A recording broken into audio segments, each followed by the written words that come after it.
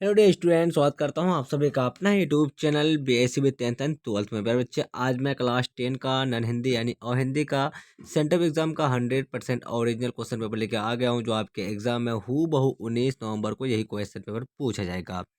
प्यारे बच्चे, मेरे यूट्यूब चैनल में नए हो तो चैनल को सब्सक्राइब कर लीजिए और बेल आइकन के घंटे ऑल पर प्रेस कीजिए। वीडियो को लाइक शेयर कमेंट जरूर कीजिए। प्यारे बच्चे, मेरे व्हाट्सएप ग्रुप से ऐड नहीं हुए हैं, मेरा व्हाट्सएप नंबर है 9262838329। अपना नाम लेकर के मैसेज कीजिए। अब सारे बच्चों को व्हाट्सएप ग्रुप में ऐड कर देंगे और ये वाला पीडीएफ आपको व्हाट्सएप ग्रुप में मिल जाएगा। अब सारे बच्चे देख सकते हैं, आपका सेकेंडरी सेंट्रल एग्जामिनेशन 2024 का पेपर है, आपका एसआईएल हिंदी का पेपर है। मेरे बच्चे, आपका set code sorry subject code जब आपका 106 रहने वाला, आपका सेट कोड ए रहने वाला है। मेरे बच्चे, आप सारे बच्चे यहाँ पे देख सकते हैं कि आपका कुल प्रश्न जो है ना, आपका एक कितना रहेगा, तो 106 रहेगा और आपका पूर्णांक 100 नंबर का होने वाला, आपका 3 घंटा 15 मिनट का समय दिया जाएगा। परीक्षार्थियों के लिए निर्देश दिया गया है, तो आप सारे बच्चे यहाँ पे वीडियो को रोक करके निर्देश को पढ़ लीजिएगा। और फिर बच्चा, आपका जो ना खंड अ का जितना भी क्वेश्चन है, मैं इसका यानी ऑब्जेक्टिव का जो ना सारा का सारा क्वेश्चन का आंसर बता दिया हूँ। अब सारे बच्चे ऑब्जेक्टिव वाला वीडियो नहीं देखे तो मैं उसका लिंक डिस्क्रिप्शन में दे दिया हूँ, तो आप लोग जाकर फटाफट से पहले ऑब्जेक्टिव वाला वीडियो देख लीजिए। उसके बाद जो बच्चा आप लोग को सब्जेक्टिव वाला वीडियो देख लेना है, ठीक है। चलिए, अब सारे बच्चे आंसर के नोट्स कर लीजिएगा फटाफट से।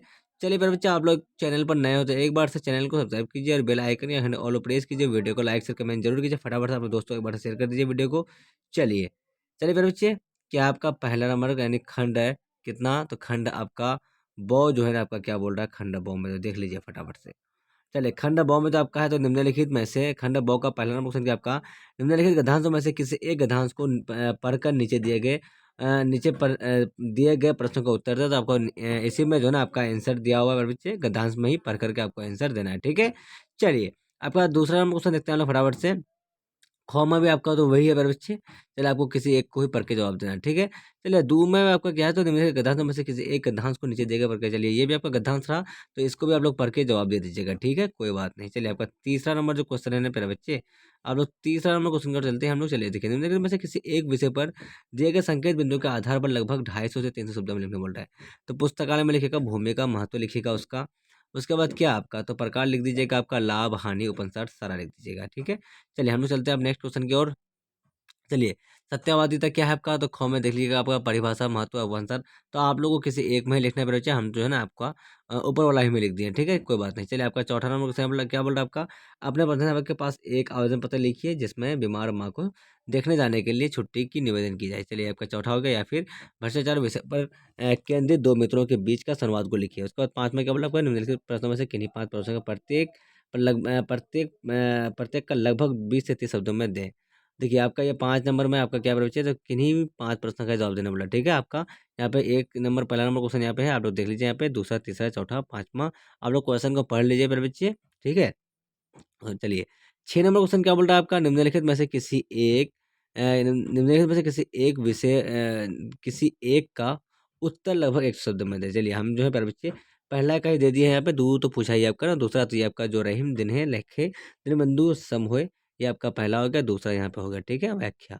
चलिए, तो आप लोग को यहाँ पे क्वेश्चन देख लिया सब्जेक्टिव का। चलिए, फटाफट से देखते हैं हम लोग आंसर की। तो आप लोग फटाफट से यहाँ पे देख लिया, और आपका पहला तीसरा का आंसर क्या होगा, आपका पुस्तकालय का, तो भूमिका देख लिया आप लोग।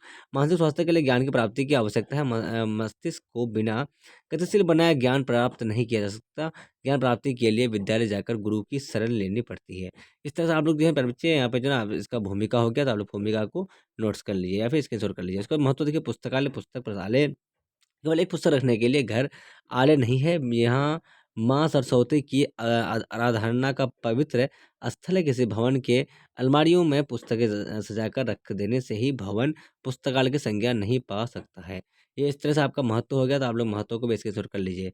उसके बाद उपयोगिता देखिए, आपका पुस्तकें मनुष्य की मित्र होती है। एक और जहाँ से हमारा मनोरंजन करती है, वहीं वह हमारा ज्ञान भी बढ़ाती है। हमें सभ्यता की जानकारी भी पुस्तकों से ही प्राप्त होती है। इस तरह से आप लोग का ये आपका उपयोगिता हो गया, आप लोग नोट्स कर लीजिए। उसके बाद हानि देख लीजिए फटाफट से। यहाँ पे हानि पुस्तकालय में अक्सर देखा गया है कि कुछ लोग किताबें चोरी या फिर कलम चोरी करते हैं, जो बिल्कुल भी अच्छी बात नहीं है होती है। कुछ लोग तो पुस्तकालय के पुस्तक को ही फाड़ते हैं। ऐसे वो ना सिर्फ दूसरे का देश का नुकसान कर रहे हैं, बल्कि वो खुद का भी नुकसान कर रहे हैं। इस तरह से आपका हानि हो गया, तो आप लोग इसको स्क्रीनशॉट कर लीजिए। निष्कर्ष देखिए, निष्कर्ष पुस्तकालय को जहाँ राष्ट्र के सांस्कृतिक गौरव से परिचय प्राप्त करने का केंद्र बनाया जाता जाना चाहिए, वहाँ उनके माध्यम से ही राष्ट्रीय भावना का प्रचार प्रसार भी होता है। रहना चाहिए। ऐसा होने में ही पुस्तकालयों की महती महती सार्थकता है।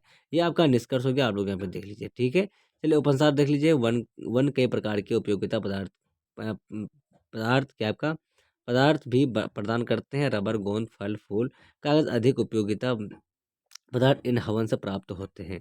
ये आपका हो गया उपसंहार, आप लोग इसको देख लीजिए। उसके बाद जो ना आपका चौथा का आंसर देख लीजिए। आपका जो प्रिंसिपल पर जो आपको नोट्स लिखने लेटर लिखने बोल रहा है आपका, तो principal Narwa higher secondary school वर्ला विक्ट्री न्यूजीलैंड। अब विषय मेरी माँ बीमारी के कारण छुट्टी के अनुरोध के लिए महोदय। चलिए, पूरे सम्मान और सम्मान के साथ मैं ये बताना चाहता हूँ कि मैं अपनी माँ की बीमारी के कारण 2 दिन यानी 6 से 7 जून को। चलिए, ये जो ना आप लोग इस तरह से इसका आंसर दे दीजिएगा। ठीक है, चलिए धन्यवाद हो गया यहाँ से। 5वां का देखिए, हामिद के हाथ में चिमटा देखकर अमीना के मन में गुस्सा आया और वह गदगद होकर रोने लगी। अमीना को हामिद की नासमझी पर गुस्सा आया, तो क्योंकि उसने कुछ नहीं खाया पिया और ना ही कोई खिलौना लाया था। लेकिन जब हामिद ने बताया तो उसने चिमटा इसलिए लाया क्योंकि अमीना की उंगलियां तवे पर रोटियां सेकते समय जल जाती थी। तो अमीना का गुस्सा स्नेह में बदल गया, वह गदगद होकर रोने लगी और दामन फैलाकर हामिद के लिए दुआ मांगने लगी। ये आपका 5 का पहला हो गया। आप लोग स्क्रीनशॉट कर लीजिए। 5 का दूसरा का देख लीजिए आप लोग। झारखंड के रांची के स्थित जलप्रपात स्वर्णरेखा नदी के पानी से बना है। ये आप लोग देख लीजिए, स्वर्णरेखा नदी के कैसे बना है, तो ये आपका पॉइंट है, आप लोग इसको नोट्स कर लीजिए। चलिए, 5 का तीसरा देख लीजिए आप लोग। गांव के किसान सिरचन को आलसी, निष्क्रिय और धीमी गति से काम करने वाला समझते थे। उसे कामचोर और बेकार व्यक्ति कहकर उसकी अवहेलना करते थे, क्योंकि सिरचन काम को नाप तोल कर करता था और शायद इसलिए उन्हें लगता था कि वह मुफ्त में मजदूरी पा रहा है। ये आपका हो गया 5 का तीसरा। चौथा देख लीजिए आप लोग। कवि वकील साहब सुखी इसलिए नहीं है क्योंकि वो ईर्ष्या की अग्नि में जल रहे हैं, वह अपने पड़ोसी के प्रति ईर्ष्या का भाव रखते हैं। ये आपका हो गया एक्सप्लेनेशन। 5 का 4 देख लीजिए आप लोग आंसर। 5 का देख लीजिए आप लोग। विक्रमशिला नामकरण के संबंध में प्रचलित जनश्रुति यह है कि नाम राजा विक्रमादित्य के नाम पर पड़ा था। एक मान्यता यह है कि राजा विक्रमशिला के। ये आपका हो गया 5 का 5। और उसके बाद देख लीजिए आप लोग 5 का 5 का यहाँ पे आंसर। 6 का देख लीजिए। कठिन पदार्थ दिन निर्धन लखत दिखतन दिन है दिन। प्यारे बच्चे, ये जो ना आपका फटाफट था, आप लोग इसका भी स्क्रीनशॉट कर लीजिए प्यारे बच्चे। चलिए, ये जो ना आपका 6 का आंसर हो गया। तो प्यारे बच्चे, मैं आप सारे बच्चों को जो ना ऑब्जेक्टिव प्लस सब्जेक्टिव का जो आंसर की बता दिया हूँ। तो आप सारे बच्चे मेरे यूट्यूब चैनल में नए हो तो चैनल को सब्सक्राइब कर लीजिए और बेल आइकन के घंटे और प्रेस कीजिए। वीडियो को लाइक शेयर कमेंट जरूर कीजिए। आप सारे बच्चे मेरे व्हाट्सएप ग्रुप से ऐड नहीं हुए तो मेरा व्हाट्सएप नंबर है 9262838329। अपना नाम लेकर मैसेज कीजिए, आप सारे बच्चों को व्हाट्सएप ग्रुप में ऐड कर देंगे और ये पीडीएफ आपको व्हाट्सएप ग्रुप में मिल जाएगा। जब तक के लिए बाय बाय, मिलते हैं नेक्स्ट वीडियो में। आज जय हिंद, जय भारत।